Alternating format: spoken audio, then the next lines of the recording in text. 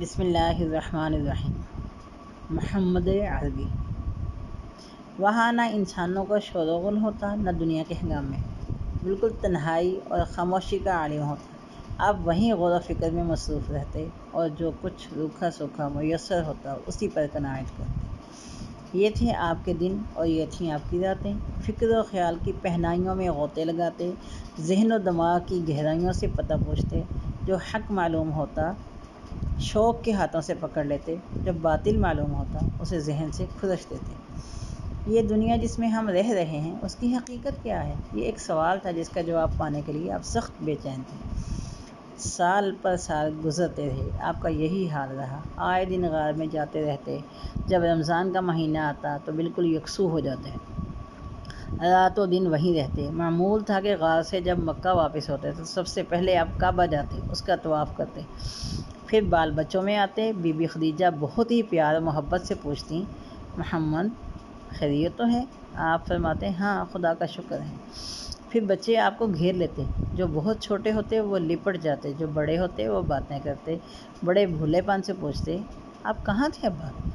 آپ کے ساتھ ہم بھی چلیں گے۔ آپ ان کو گود میں اٹھا لیتے، پیار کرتے، محبت سے سر پر ہاتھ پھیرتے، میٹھی میٹھی باتیں کرتے اور فرماتے، اچھا کبھی تم بھی چلنا۔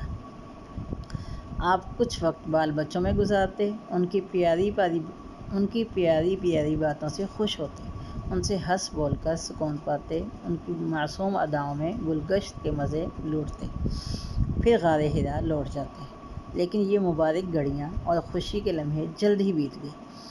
آپ کے سب بیٹے ایک ایک کر کے اللہ کو پیارے ہو گئے۔ قاسم، طیب اور طاہر سب اللہ سے جا ملے۔ زخم پر زخم لگتے رہے لیکن آپ صبر کرتے رہے۔ بچپن میں تو یتیمی کا دکھ اٹھایا، بڑے ہوئے تو جگر گوشوں کا غم کھایا۔ اب صرف آپ کی بیٹیاں رہ گئی تھیں۔ بیٹیاں صرف 4 تھیں، زینب، رقیہ، ام کلثوم، فاطمہ رضی اللہ عنہن۔ زینب جوان ہوئیں تو ان کی شادی ابو العاص سے کر دی۔ یہ بی بی خدیجہ کے بھانجے اور ربیع کے بیٹے تھے۔ پھر رقیہ اور ام کلثوم کی شادی عتبہ اور عتیبہ سے کر دی۔ یہ دونوں ابو لہب کے بیٹے تھے۔ آپ کے ساتھ اب صرف فاطمہ رہ گئیں، پیاری اور ننھی فاطمہ۔ آپ بیٹوں سے تو محروم ہو گئے لیکن قسمت سے 2 بچے مل گئے، بہت ہی ہونہار، سعادت مند، لائق اور وفاکیش۔ چنانچہ اب وہ دونوں آپ کے بیٹے تھے، آپ ان کے باپ۔ بی بی خدیجہ کے ایک بھتیجے تھے، حکیم بن حزام۔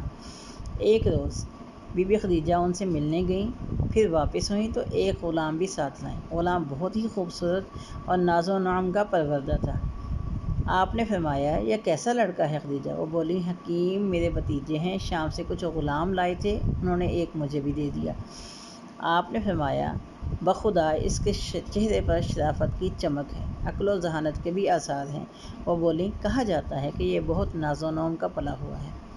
اتفاق سے بنی قین کے ہاتھ لگ گیا، انہوں نے اسے حبشہ کے بازار میں بیچ دیا۔ آپ نے غلام کو بہت پیار اور محبت سے دیکھا، پھر پوچھا، بیٹے تمہارا کیا نام ہے؟ وہ بولا، میرا نام زید ہے۔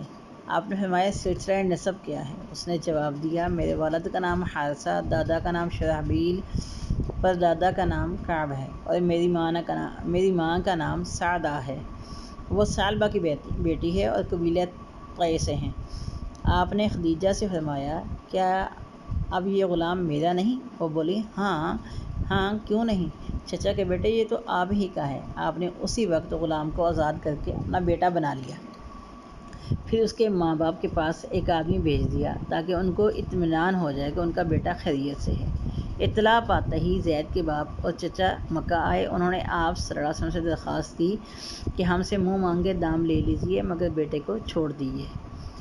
آپ نے فرمایا، اور کوئی شکل؟ وہ بولے، وہ کیا؟ آپ نے فرمایا کہ میں بلاتا ہوں اور اس کی خوشی پر چھوڑتا ہوں۔ اگر وہ ساتھ جانا پسند کر لے تو آپ لوگ اسے لے جائیں بغیر دام دیے، لیکن اگر اس نے میرے ساتھ ہی رہنا پسند کیا تو پھر میں بھی اسے نہیں چھوڑ سکتا۔ انہوں نے کہا، قربان جائیے اس لطف و کرم پر، اور اس سے عمدہ بات کیا ہوگی؟ چنانچہ آپ نے زید کو بلایا اور فرمایا، دیکھو یہ 2 مہمان آئے ہیں، کیا تم انہیں پہچانتے ہو؟ زید نے کہا ہاں ہاں یہ تو میرے باپ اور چچا ہیں۔ آپ نے فرمایا تمہاری خوشی پر ہے، چاہو ان کے ساتھ چلے جاؤ، اگر دل چاہے تو میرے پاس ہی رہ جاؤ۔ بچہ فوراً آپ سے لپٹ گیا اور بولا نہیں نہیں، میں تو آپ ہی کے ساتھ رہوں گا۔ یہ سننا تھا کہ زید کا باپ حارثہ غصے سے لال ہو گیا، کڑک کا بولا زید ماں باپ اور قوم اور وطن کو چھوڑ کر غلامی پر راضی ہے؟ زید نے کہا معاف کیجیے، انہوں نے مجھے غلام نہیں بنایا، پھر ان میں تو وہ خوبیاں ہیں کہ میں انہیں کبھی نہیں چھوڑ سکتا۔ اسی وقت آپ نے زید کا ہاتھ پکڑا، لے کر قریش کے پاس آئے اور فرمایا آپ لوگ گواہ رہیں، آج سے یہ میرا بیٹا ہے، یہ میرا وارث ہوگا اور میں اس کا وارث ہوں گا۔ حارثہ نے یہ منظر دیکھا تو خوشی سے اچھل پڑے اور بیٹے کو آپ ہی کے پاس چھوڑ کر وہ چلا گیا۔ تھوڑے ہی عرصے بعد چچیرے بھائی علی بھی آپ کی پرورش میں آ گئے۔ اس طرح زید اور علی دونوں ساتھ رہنے لگے، آپ کے لاڈ پیار میں زندگی کی ساری تلخیاں بھول گئے۔ ایسا کیوں ہوا؟ بات یہ تھی کہ ابو طالب کے یہاں بال بچوں کی کثرت تھی لیکن دولت کی قلت۔ بڑی مصیبتوں سے گزارا ہوتا، نہ جانے کن کن دقتوں سے دن کاٹتے۔ اس پر غضب یہ کہ عرب میں ایک دفعہ بڑے زور کا قحط پڑا، ایسا قحط جو اپنی مثال آپ تھا۔ ابو طالب کا تو پوچھنا ہی کیا، بڑے بڑے رئیسوں کی کمر ٹوٹ گئی اور نہ جانے کتنے دولت مند کنگال ہو گئے۔ اور آپ کے ایک اور چچا عباس تھے، یہ بنی ہاشم کے رئیسوں میں سے تھے۔ آپ نے اسی موقع پر ان سے کہا ہم دونوں چچا ابو طالب کے دو لڑکوں کو اپنی اپنی پرورش میں لے لیں، اس سے ان کی پریشانیوں میں کچھ کمی ہو جائے گی۔ عباس نے یہ رائے پسند کی، چنانچہ دونوں ابو طالب کے پاس گئے، ان کے سامنے اپنی بات رکھی۔ ابو طالب نے کہا جن کو چاہو لے جاؤ۔ اس طرح عباس نے جعفر کو لے لیا اور آپ نے علی کو۔ اس وقت سے آپ علی کے شفیق باپ بن گئے اور علی آپ کے چہیتے بیٹے۔ پیارے نبی کی 40ویں سالگرہ قریب آ گئی۔ اب آپ پر وہ حقیقت کھلنی شروع ہو گئی جس کی آرزو میں آپ جی رہے تھے، جس کی برسوں سے تلاش تھی، جس کے لیے آپ انتہائی بے تاب تھے۔ سال ہر سال کی عبادت اور ریاضت سے روح میں روشنی پھوٹ پڑی، دل آئینہ کی طرح چمک اٹھا، باطن یک یک دمک اٹھا۔ آپ پر ہدایت کا الہام ہونے لگا، آپ کو سچے خواب نظر آنے شروع ہوئے، ان سے آپ پر حقیقت کھل گئی اور تاریکی کے پردے تار تار ہو گئے، جنہیں چاک کرنے کے لیے آپ مسلسل زور لگا رہے تھے۔ آپ کے سامنے حق و ہدایت کی شاہراہ روشن ہو گئی۔ آپ نے محسوس کیا کہ دنیا کی رنگینی 4 دن چاندنی ہے اور یہاں کی لذتیں اور راحتیں وقتی اور فانی ہیں۔ آپ کو اندازہ ہوا کہ قوم کتنی غلط باتوں میں گرفتار ہے، اس کے عقیدوں میں کتنا بگاڑ ہے، وہ سیدھی راہ سے کتنی دور ہے۔ آپ یہ جان گئے کہ تنہا اللہ ہی سب کا معبود ہے، اس کا کوئی شریک و ساجی نہیں، سارے انسان اسی کے بندے ہیں، زمین و آسمان بھی اسی کے تابع ہیں، وہ سب کو اس کے کیے کا بدلہ دے گا۔ ذرا برابر نیکی ہوگی وہ بھی سامنے آئے گی اور بدی ہوگی تو وہ بھی سامنے آئے گی۔ آپ کو برابر سچے خواب دکھائی دینے لگے۔ اس طرح جو باتیں جاننے کے لیے آپ بے چین تھے، جن کی حقیقت معلوم کرنے کے لیے آپ تڑپ رہے تھے، اب وہ سورج چاند کی طرح روشن ہو گئیں۔ حق بالکل عیاں ہو کر سامنے آ گیا، باطل کی بھی ساری حقیقت آپ پر واضح ہو گئی۔ اس سے آپ کو بے حد خوشی ہوئی، دل گلاب کی طرح کھل اٹھا، سینہ نور ایمان سے دمک اٹھا، لیکن ساتھ ہی گھبراہٹ طاری ہو گئی، خوف و دہشت سے برا حال ہو گیا۔ آپ کو ایک زمانہ سے حقیقت کی تلاش تھی، اس حقیقت کو پا کر آپ بے حد خوش ہوئے، لیکن اس کا اعلان کرنے پر قوم کا رویہ کیا ہوگا، یہ سوچ کر آپ گھبرا اٹھے، خوف سے دل لرزنے لگا۔ اللہ نے آپ کو ہدایت دی، آپ کو وہ راہ سجھائی جو اس کے نیک بندوں کی راہ ہے، لیکن قوم تو گمراہی کی دلدل میں پھنسی ہوئی تھی۔ اسے ہدایت کی شاہراہ پر کون لائے گا؟ باطل سے اسے بیزار کون کرے گا؟ حق کو اس کے دل میں کون اتارے گا؟ جب خواب صبح کی طرح روشن ہو جاتا، اس کی تعبیر کھل کر سامنے آ جاتی اور نامعلوم باتیں بھی معلوم ہو جاتی تو آپ بہت فکر مند ہوتے، ذہن میں طرح طرح کے خیالات گونجنے لگتے اور آپ کو اپنے بارے میں شبہ ہونے لگتا۔ چنانچہ آپ نے خدیجہ کو سارا حال کہہ سنایا، دل پر جو بیت رہی تھی وہ بھی بتایا۔ خدیجہ نے ساری باتیں توجہ سے سنی، پھر آپ کی ڈھارس بندھائی اور بولی میرے سرتاج آپ فکر نہ کریں، آپ جیسے پر شیطان کہاں راہ پا سکتا ہے۔ اس سال رمضان آیا تو پھر آپ غار حرا چلے گئے، ہر چیز سے ہٹ کر غور و فکر اور عبادت میں لگ گئے۔ عبادت میں لگ گئے۔ کسی وقت گھر والے بھی آ جاتے، آپ کو دیکھ کر اپنی آنکھیں ٹھنڈی کرتے، کچھ کھانا پانی بھی رکھ جاتے۔ غریب محتاج بھی آتے رہتے اور آپ کی سخاوت سے سیراب ہوتے۔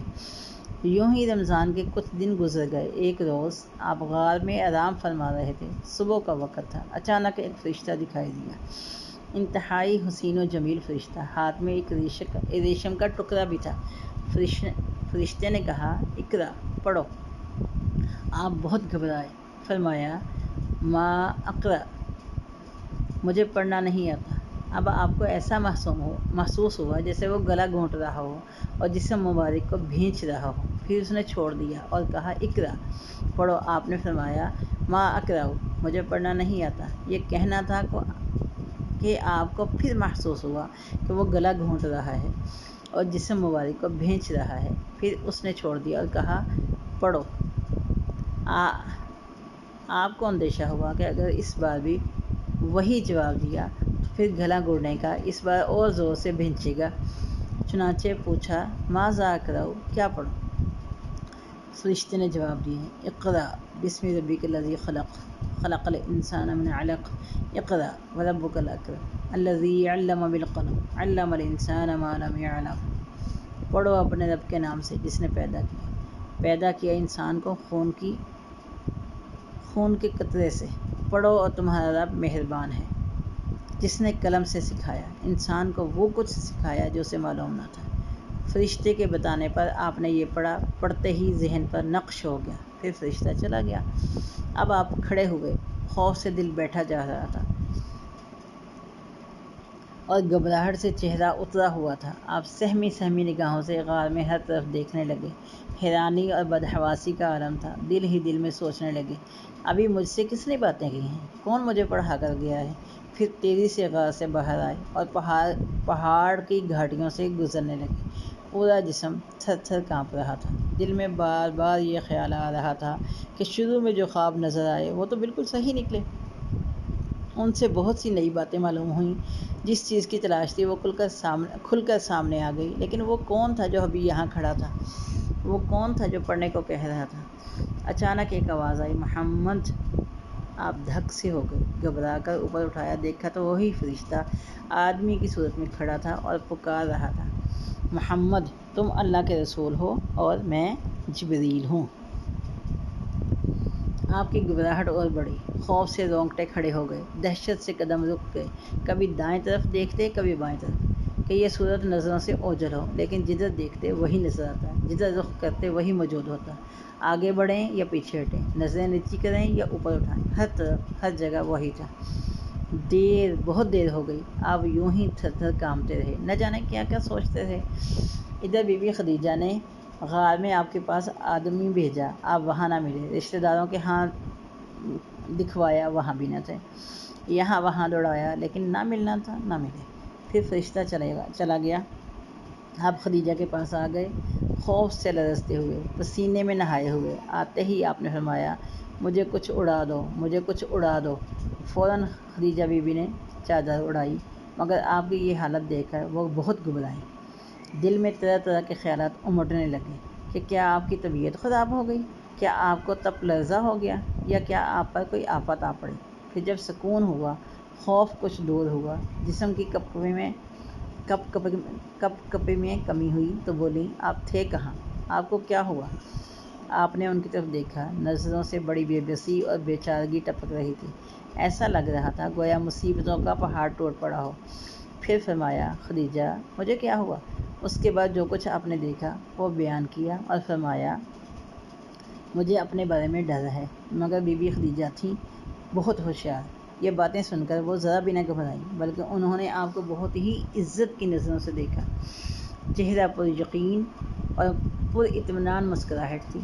پھر آپ کو اطمینان دلایا اور بولی، میرے چچا کے بیٹے، خوش ہو جائیے اور جو کر رہے ہیں کرتے رہیے، اس ذات کی قسم جس کے ہاتھ میں خدیجہ کی جان ہے، آپ اس امت کے نبی ہوں گے۔ آپ تو سچ بولتے ہیں، صلہ رحمی کرتے ہیں، امانتیں ادا کرتے ہیں، مجبوروں اور بے کسوں کو سہارا دیتے ہیں، مہمانوں کی خاطر تواضع کرتے ہیں، حق کے کاموں میں مدد کرتے ہیں۔ بھلا اللہ آپ کو ضائع کیسے کر سکتا ہے؟ خدیجہ کی ان باتوں سے آپ کو بہت ڈھارس بندی، ساری بے چینی دور ہو گئی، چہرہ مبارک خوشی سے تمتما اٹھا۔ آپ نے اس دلجوئی پر ان کا شکر ادا کیا، پھر آنکھیں بند کر لیں اور سو گئے۔ ادھر خدیجہ بی بی نے آپ کی باتوں پر غور کیا تو بے انتہا خوشی ہوئی، لیکن ساتھ ہی کچھ ڈر ہوا، کچھ خوف اور اندیشہ ہوا۔ یہ بھی اخلاص محبت کا تقاضا تھا۔ چنانچہ انہوں نے سوچا چلیں چچیرے بھائی ورقہ کے پاس کچھ ان سے پوچھیں، شاید وہ کچھ بتائیں۔ یہ ورقہ نوفل کے بیٹے اور انتہائی حکیم اور دانا تھے۔ مختلف مذاہب کو انہوں نے گنگار ڈالا، بڑی باریک بینی سے ہر ایک چیز کا جائزہ لیا تھا۔ پہلے یہودیت کی طرف میلان ہوا، پھر عیسائیت کو اختیار کیا۔ انجیل پر گہری نظر تھی، عربی میں اس کا ترجمہ بھی کرتے تھے۔ خدیجہ آئیں، ان کو سارا ماجرا سنایا، آپ پر جو کچھ بیتی تھی سب کچھ کہہ سنایا۔ سب کچھ سن کر وہ بولے، پاک ہے، پاک ہے، قسم ہے اس ذات کی جس کی مٹھی میں ورقہ کی جان ہے۔ خدیجہ، اگر تمہاری بات صحیح ہے تو یہی وہ ناموس ہے جو موسیٰ علیہ السلام کے پاس آیا کرتا تھا۔ بخدا وہ اس امت کا نبی ہوگا۔ اس سے کہو ڈرے نہیں، جو کچھ کر رہا ہے کرتا رہے۔ اب کیا تھا، بی بی خدیجہ خوشی سے بے تاب ہو گئیں، آتے ہی بولی، مبارک ہو، مبارک ہو۔ پھر چچیرے بھائی ورقہ سے جو باتیں ہوئی تھیں وہ سب بیان کی اور کہا وہ آپ سے ملنا چاہتے ہیں۔ پھر اسی وقت وہ ایمان لے آئیں۔ اس کے بعد آپ کعبہ کا طواف کرنے چلے، راستے میں ورقہ مل گئے، دیکھتے ہی بولے، محمد صلی اللہ علیہ وسلم، آپ نے کیا دیکھا؟ آپ نے ساری داستان سنا دی۔ ورقہ نے کہا، اس ذات کی قسم جس کے ہاتھ میں میری جان ہے، تم اس امت کے نبی ہوگے۔ یہ وہی ناموس ہے جو موسیٰ کے پاس آتا تھا۔ بھتیجے، نبی کا ہونے کا اعلان کرو گے تو لوگ جھٹلائیں گے، ہر طرح ستائیں گے، گھر سے بے گھر کر دیں گے، جنگ کرنے سے بھی نہ چوکیں گے۔ کاش اس وقت میں زندہ رہتا۔ آپ نے فرمایا، تو کیا لوگ مجھے بے گھر کر دیں گے؟ ورقہ نے کہا، ہاں، جب بھی کوئی نبی آیا قوم نے اس کے ساتھ یہی سلوک کیا۔ اگر وہ دن دیکھنے نصیب ہوئے تو میں ایسی مدد کروں گا کہ اللہ ہی جانتا ہے۔ پھر سر مبارک کی طرف بڑھے اور شفقت سے بوسہ دیا۔ اس کے بعد پیارے نبی لوٹ آئے۔ اب آپ بہت فکر مند اور اداس تھے، بار بار سوچتے، میرے کمزور کندھوں پر نبوت کا بوجھ آ پڑا ہے، اس کا انجام کیا ہوگا؟ میں لوگوں کو کیسے بلاؤں، سیدھی راہ کیسے سجاؤں؟ یہ تو گمراہ ہیں اور حق سے بدک رہے ہیں، خدا سے بیزار ہیں، بتوں کے پرستار ہیں، بدی کے علم بردار ہیں اور نیکی سے برسرے پیکار ہیں۔ پھر غضب ہے، اس پر بھی انہیں ناز ہے۔ غرض دل میں خیالات کا ایک طوفان تھا۔ آپ وحی کا انتظار کرنے لگے۔ اب فرشتے کا انتظار تھا، اسی فرشتے کا جس کو آپ نے دیکھا تھا، جسے ورقہ نے ناموس موسیٰ کہا تھا، جسے خدیجہ نے بالیقین فرشتہ بتایا تھا۔ آپ انتظار کرتے رہے، لیکن جبریل نہ آئے، آپ پر کوئی وحی نہ آئی۔ دل میں ایک پھر طوفان اٹھا، اس وقت میں کیا کروں، لوگوں کو کس طرح دعوت دوں، یہ سمجھانے کے لیے کہ جبریل کیوں نہ آئے، جبریل نے ملنا کیوں چھوڑ دیا، جبریل پھر کوئی پیغام کیوں نہ لائے۔ آپ بہت فکر مند ہوئے، دمکتا چہرہ بجھ گیا، ہنستا دل رونے لگا۔ بی بی خدیجہ کا بھی یہی حال تھا، وہ بھی آپ کی طرح فکر مند ہوئیں اور غم میں گھلنے لگی، لیکن ضبط سے کام لیا اور دل کا غم چہرے پہ نہ آنے دیا۔ جہاں تک ہو سکا تسلی دی، جس طرح ہو سکا آپ کا دل بہلایا۔ آپ پھر غار حرا جانے لگے، دن رات وہیں رہتے، عبادت کرتے، اپنے رب سے کہتے، اے رب، تو نے مجھے نبی بنایا تھا، پھر یہ کیا ہو گیا؟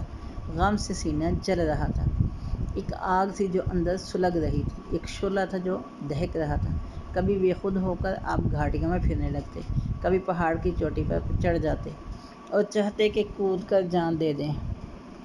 اتنے میں حضرت جبرائیل آ جاتے، آپ کو اطمینان دلاتے، محمد صلی اللہ علیہ وسلم، آپ سچ مچ اللہ کے نبی ہیں۔ اس سے آپ کو سکون ہو جاتا اور آپ واپس چلے جاتے، لیکن کچھ ہی دنوں بعد پھر وہی کیفیت ہوتی۔ پھر آپ پہاڑی پر چڑھ جاتے کہ کود کر جان دے دیں، پھر جبرائیل سامنے آتے اور اسی طرح اطمینان دلاتے، پھر واپس چلے جاتے۔ آپ کے دل پہ کیسی چوٹ تھی، روح میں کتنی چبھن تھی، ذہن پر کتنا بوجھ تھا، وحی کا رک جانا کتنا بڑا عذاب تھا۔ شاید رب نے مجھے چھوڑ دیا، یہ ایک چبھتا ہوا نشتر تھا۔ ایک دن کہیں سے آپ گزر رہے تھے، یک آسمان سے آواز آئی، سر اٹھا کر دیکھا تو وہی فرشتہ جو غار حرا میں آیا تھا فضا میں ایک کرسی پر بیٹھا ہوا تھا۔ اے اللہ، تو کتنا مہربان ہے اپنے مومن اور مخلص بندے پر۔ فرشتہ کو دیکھتے ہی آپ ہلنے لگے، کانپنے اور لرزنے لگے۔ پہلی بار بھی آپ کا جسم کانپ رہا تھا، ہوا کے پتوں کی طرح ہل رہا تھا، لیکن کیا یہ کانپنا بھی اسی طرح کا تھا؟ کیا یہ ہلنا بھی اسی جیسا تھا؟ خوف اور گھبراہٹ کا، رعب اور دہشت کا؟ نہیں، اس میں مسرت کی حلاوت تھی، خوشی اور اطمینان کی ٹھنڈک تھی۔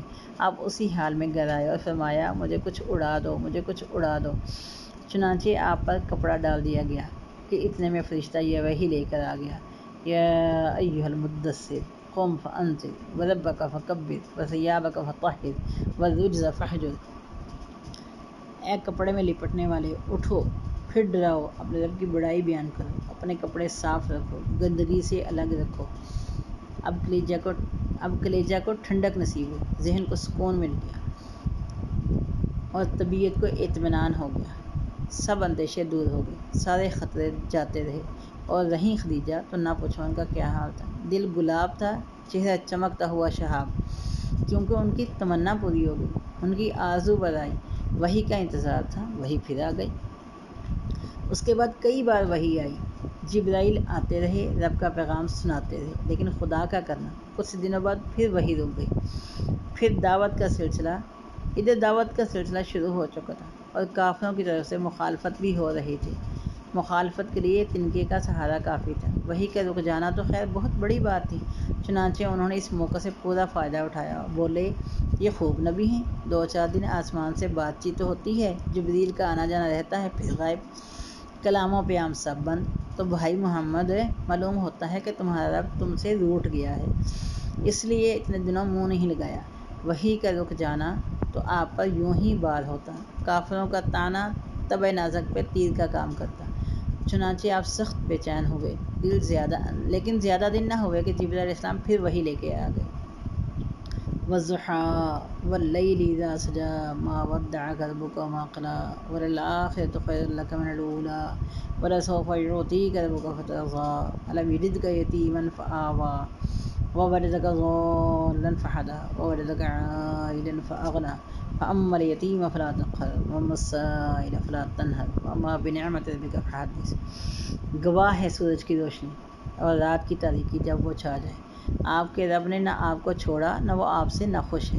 آپ کا انجام ابتدا سے بہتر ہے، جلد ہی آپ کا رب آپ کو دے گا، آپ خوش ہو جائیں گے۔ کیا ایسا نہیں کہ اس نے آپ کو یتیم پایا تو ٹھکانہ دیا، بے خبر پایا تو سیدھی راہ سجھائی، آپ کو محتاج پایا تو مالدار کر دیا۔ تو آپ بھی کسی یتیم کے ساتھ سختی نہ کریں اور کسی سائل کو نہ جھڑکیں، اپنے رب کی نعمتوں کا چرچا کرتے رہیں۔ اللہ، خدا آپ سے ناراض نہیں ہوا، نہ خوش ہو کر آپ کو چھوڑ نہیں دیا، بلکہ رحمتوں سے ڈھانپ لیا اور نعمتوں سے نہال کر دیا۔